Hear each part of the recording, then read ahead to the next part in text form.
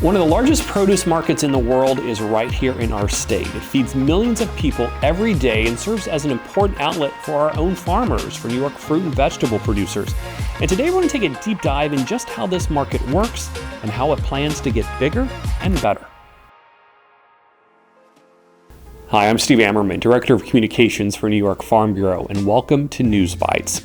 Hunts Point Market is in the Bronx. It's a major outlet to distribute fresh fruit and vegetables throughout New York City and the tri-state region. And produce comes from markets and countries all over the world, but it also comes from farmers right here in New York State. The wholesale market, it's a very competitive place, as you can imagine, with a lot of buying and selling going on every day, where buyers coming in looking to get a good deal, but also looking for high quality produce that they can sell to their own customers at grocery stores, bodegas, restaurants, and many other places throughout the city. So today we're going to talk to the man who runs Hunts Point. His name is Phillip Grant. He's the CEO of Hunts Point Market. Today we're going to talk to him about how he wants to grow opportunities for his market, but that also means growing opportunities for our farmers as well, and why he says New York Farm Bureau is so important. Well, Phillip, thanks so much for joining us here on News Bites today. It's always a pleasure to talk to you, and we're just happy to have you aboard. The same here too, Steve. Thank you for having me.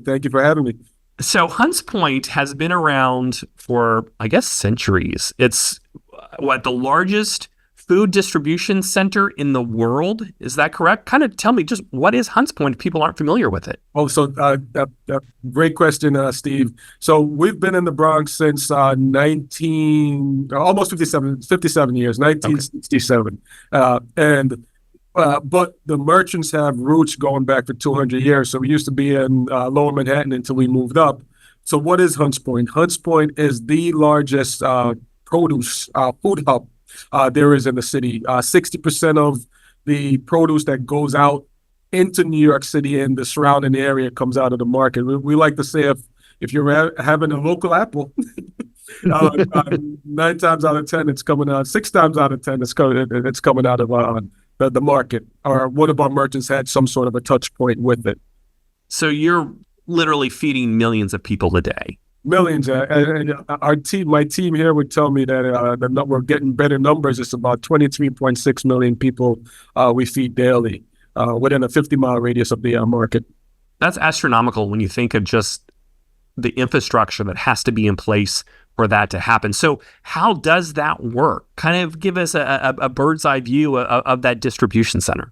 It is a beautiful dance that happens there every single day. I just got off the dock, by the way, but we're supported by 27 merchants, and those 27 merchants handle their logistics. So they source from 49 countries, 55 countries in 49 states. We have to figure out what's going on with Alaska, but that we'll figure that out.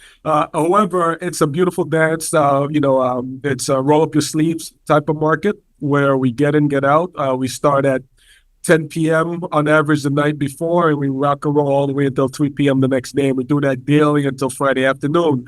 So within that period, we have trucks coming in with delivery with products and trucks going out. So upwards of 10,000 daily visits happen on a 24-hour cycle here at the market. So it's a beautiful dance that the folks here at the market have been doing for almost 57 Thanksgiving in this facility and for over 200 years in the city. And how long have you been with Hunts Point? And as CEO, what is your role? Mm-hmm. So I like to call this my almost decade-long journey with the market, because prior to my role as CEO, the market was a part of my portfolio while at the New York City Economic Development Corporation. So for over those years, I've been building the city's infrastructure, and one of the most notable was the citywide ferry system. It's always been, public infrastructure. And here I am now at the market championing a new redevelopment that would basically keep us in the Bronx for another 57 plus Thanksgivings. So, those are some of the things that I do on a daily basis. So it's broken into 3 buckets. The overall operations, keeping the city and the 23 million people fed. It's also the engagement, dealing with our local electeds and stakeholders. And then there's the redevelopment that takes up a piece. So I'll break it down into those 3 buckets, and that's what goes on a daily basis here. Those are three big I will buckets. CEO. Yeah.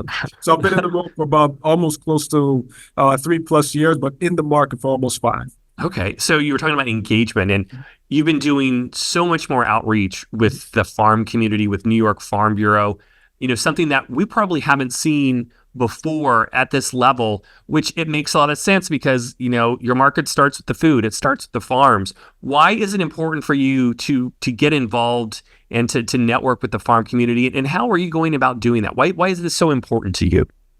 So it is. We have such aligned goals, farmers and the market. And then actually, our slogan prior to this was that it's where farmers go to market. So we really want to get back to our traditions where, listen, the farmer grows. They ship it to the market, and we get it out to the public. So it's definitely an organic relationship, and it's such a natural one too. And it's because we're all similar, doing similar things or going after similar goals here. So it's definitely important. The farmer grows, and we try to get the product out to the 23.6 million people on a daily basis. So it's definitely aligned goals there. So how does it work if a farmer is interested in selling at Hunts Point to take advantage of the huge market that you have? How does that work? Well, absolutely. As I said before, we're supported by our 27 merchants, and each merchant have their individual relationships with farmers. I've been across the state, and I've heard individual farmers, tell me about the relationships they've been having with our merchants here for over the last several decades. So, one of the sure shot ways is to deal with a merchant directly. If there's any challenges there on our end and the market management and my end, we could get that farmer involved with our merchants. And then on the redevelopment end, one of the things I am very optimistic about is actually the redevelopment. Once we redevelop, we will open up the pipeline. We could guarantee that a farmer will send their product down here, and we could get them out in a certain time period. So those are some of the things that we are excited about. With a new market, we look to bring new jobs. We also look to increase our pipeline by 30%. So that's more locally grown product that we could handle here in the market. That's awesome. And I'm happy you brought that up because that's something I did want to talk about. I've been to Hunts Point a few times on tours. It's a huge facility, many acres. It's very busy, but it's also the infrastructure is fairly old, at least in parts, and you are looking to revitalize that. Can you expand a little bit more on the millions of dollars that you're looking to invest in and what that end goal will look like? No, absolutely. And I'm grateful and thankful to our partners and our team here at the market and our executive board that we've been able to bring in $400 million worth of grant funding from all three sectors. We have it from the city, state, and the federal government. So those are the three parts that are funding us now for an ultimately a $600 million project that would basically bring 2 brand new buildings here at the market on the east side of our property, and then repurposing the other buildings here on the property for future use or for another venture. So we are very, very excited. Something like this will take us about 5 to 7 years to get completed. However, we've been having some productive conversations with our stakeholders that's on the city side on what this place will be and how soon we'll get into construction. So that's I'm a glasses almost full type of guy. So I'm on my 6 full glasses of optimism here that we're going to get something done, and it just means so much for our industry. It means so much for the farmers locally and so much for the farmers nationally. So it's a local challenge we have, but which means a lot locally and a lot nationally, and also internationally as well, because we source international. Well, it's exciting because if you expand the amount of food that could come through, obviously that means more opportunity, but also it may physically just make it easier to get the food to you and out the door. Is that also one of the goals? Because, for some of our farmers, especially if they're coming from far away, and New York City can be intimidating to some people as well. So I would assume the easier that you can make it, the better. Steve, you have it echoed perfectly. That if with an increased or larger market in terms of volume, we could actually bring the product in quicker, faster, and get out. So I see this as we'll pick up efficiency on the logistics side. It was also Mhm. and also on the relationship side with the folks that actually the farmers will send product here. We could guarantee that you'll send your product down, and we'll get your truck down, and we'll send guarantee you to get you out on time. So Mhm. those are some of the things that we're excited about, and those are some of the challenges that we hear as my team and I, we go across the state. You're saying, listen, we want to get product down there, and we want to know that once we send our truck down, that we'll get unloaded and get back out, so we can do that same cycle again. So Mhm. those are some of the things that we're excited about here. So you hit it right on the head there, Steve. Very good. It's good to know. Now, I know your focus and your job at the market is to physically run the market. You're not there to negotiate prices, or, as you said, you leave it to your vendors to establish, their suppliers and their network. But is there something, because obviously it has to be a competitive market. I mean, there's so many people there. Is there anything that you would like farmers to know, or any advice that you would have for farmers to be a part of that, or to navigate that network? The merchants here, and I see it day in, day out. As I said earlier, I was just on the dock, and the merchants will remind me that this is a relationship business, and Hmm. it's a business that, thrives on a handshake, and the fact that if you send your product here, we guarantee you that it will get you a fair market price. And you'll see that, and we as a market wouldn't be able to sustain this if we weren't able to stay by our word, to the farming community. If you get your product here, we'll get you a fair price. And it's also something that we celebrate with our stakeholders. Like, Hmm. listen, it's a place where you could send something fresh from a farm here, and the next day it's on your table, or a few hours it's on your table. So we thrive on those that relationship. I know that you've really been great of you're not just at Hunts Point. You come upstate, you go to Long Island, you visit farms, you've been to a number of events. You're really engaged to build those relationships. As you said, this is a relationship business. Do you have a story or a moment that stands out of a farm tour or a conversation you've had with a farmer? I know you have a great relationship with Commissioner Ball at the Ag Markets. Anything that stands out or surprised you about New York agriculture? Oh, listen, I love so I've been to the Taste of New York for the last 2 years, and Our big reception in Albany, yes, for the oh, Farm Bureau reception. it is one of the best things to do. Actually, start, and it's also the start of our kickoff of our season. But Uh-huh. the last 2 years have been a joy. We get to see new product. We also, I think one of my favorites was the cross between the Fuji apple and the Honey Crisp, which is Uh-huh. taste. My team members would tell me about whipped honey. So there's a lot of food related things that basically broadens my horizons outside of the traditional, apples and so forth, and even the that new brand of apples. I mean, every year I couldn't stop Yeah. going back.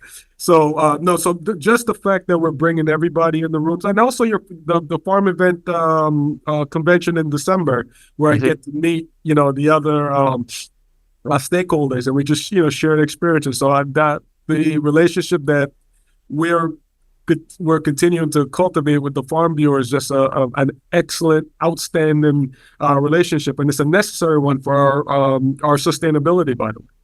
Yeah, and I think we are so appreciative of your time and when you come, because you walk the walk, and I think that's really important, and our farmers appreciate that. So thank you very much for being so engaged, and it is great to see the diversity that we have here in New York State in terms of agriculture, and that there is so much opportunity to provide the people in New York City and the surrounding metropolitan area with all of that great food and the products as well that they produce. So it really is a great effort, connected effort, as you said.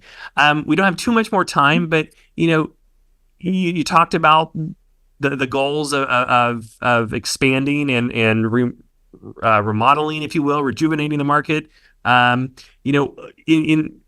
final thoughts on ultimately what we want to see with the market and how it relates to our farms in New York State? Well, absolutely. So currently on the revenue side, we bring in 10% produce, 10% of our revenues from locally grown products. Our goal and our shared goal here is to open up that pipeline. So a new market helps the locally grown market, the local farmers, and with that, it's going to be a beautiful future, a beautiful goal to get this market done, open up that pipeline, and just see the farming community, see the market community just thriving and working towards that 57 plus new Thanksgivings that we want to have here at the market and right here in the Bronx. That's really exciting because you think about it, it's so important for people in New York City to understand where their food comes from, and that we have that relationship between the growers, our producers, as well as our customers.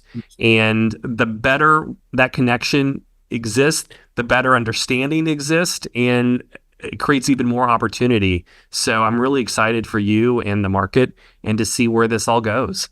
And it's the same here too, Steve. I really appreciate this opportunity and this platform for us to share our collective goals together and look forward to the future. Thanks so much. Yeah. Thank you, Steve. It's going to be exciting to see how Hunts Point grows under Phillip's leadership and how our farmers can grow their opportunities right along with it. And really, it's just another reminder about the important connection that our farmers have with the people of New York City and why we really need each other, both as a producer and as a consumer of locally produced food, because we both need a strong food system in order to be able to enjoy the literal fruits of the labor there. Well, Phillip, as you mentioned, he comes to the state convention that we have every year at New York Farm Bureau, and make sure you want to put it on your calendar for this year's event. It's going to be December 3rd and 5th, 3rd through the 5th rather, at Turning Stone Resort and Casino in Verona, New York. We're going to have all kinds of exciting workshops and networking possibilities, and it all is going to revolve around the theme of farming forward, leadership, innovation, and diversification. So it's really about capitalizing on opportunities, and there's going to be a number of different workshops that will focus on those three target areas. Again, leadership, innovation, and diversification, and how it's going to affect all aspects of New York agriculture and what our farmers can learn from it, because really that's what New York Farm Bureau is all about. Yeah, there's a great advocacy effort and component that we do, but it's also about networking with your fellow farmers and others throughout agriculture, and really taking what you learn and using it on your own farm to be a better farmer and a better business person. So that's going to be really exciting at our state convention. Again, December 3rd through the 5th at Turning Stone Resort. Sponsorship opportunities are available, and registration will open up on August 1st as well. Also, one other thing to bring up is the Food and Farm Experience.